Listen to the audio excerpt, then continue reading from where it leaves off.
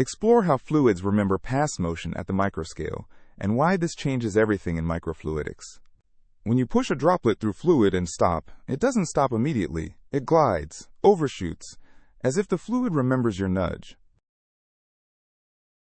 Let's understand what hydrodynamic memory actually means at the microscale. You nudge a tiny oil droplet in water and stop pushing. Instead of stopping, it glides and overshoots slightly. This memory lives in slowly diffusing vortices, the droplet left behind in the fluid. Many microfluidic models assume instantaneous drag where force now directly equals velocity now. But with hydrodynamic memory, the flow lags and present motion depends on the entire past trajectory. Vorticity spreads by diffusion with kinematic viscosity nu. A disturbance travels out to a thickness delta of T equals the square root of nu times T. In water, nu is about 10 to the minus 6 meters squared per second. After 0.1 seconds, delta is the square root of 10 to the minus 7, approximately 3 times 10 to the minus 4 meters, or 0.3 millimeters. That's huge compared to a 10-micron droplet, so its own wake can feed back for a long time. The drag force actually depends on the entire history of motion through a history force term. When you give a bead a sudden push, right after the change, the boundary layer is thin and shear is large. As time passes, the boundary layer thickens, and the extra drag decays slowly with a long tail.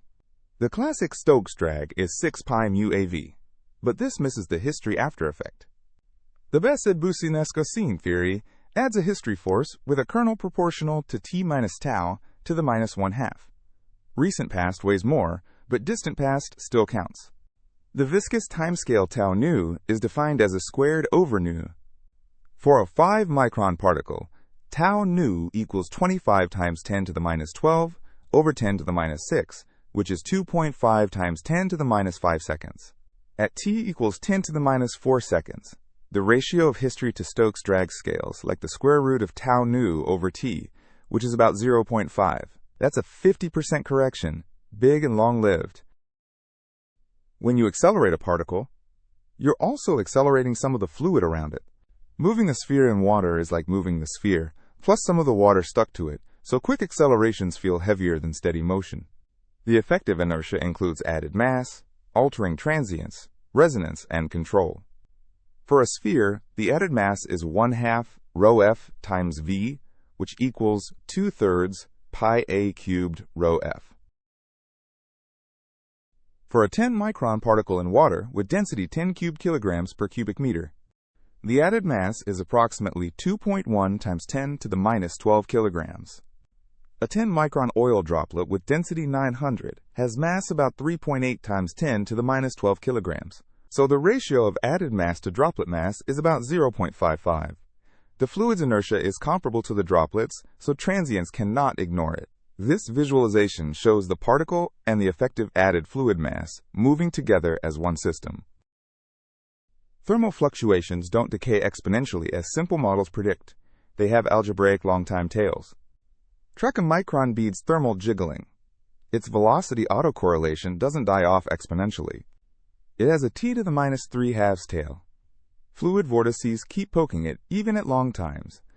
This breaks simple Langevin models and affects diffusion estimates and microrheology measurements. The crossover time is roughly the viscous diffusion time over the bead radius. Tau nu equals a squared over nu. For a 1-micron bead, tau nu equals 10 to the minus 6 squared over 10 to the minus 6, which is 10 to the minus 6 seconds. At t equals 1 millisecond, for times much greater than tau nu, the residual correlation scales as t over tau nu to the minus 3/2, which equals 10 cubed to the minus 3/2, about 3 times 10 to the minus 5 of the short time value.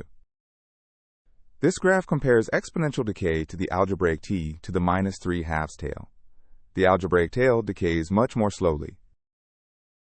Let's summarize how hydrodynamic memory changes microfluidics.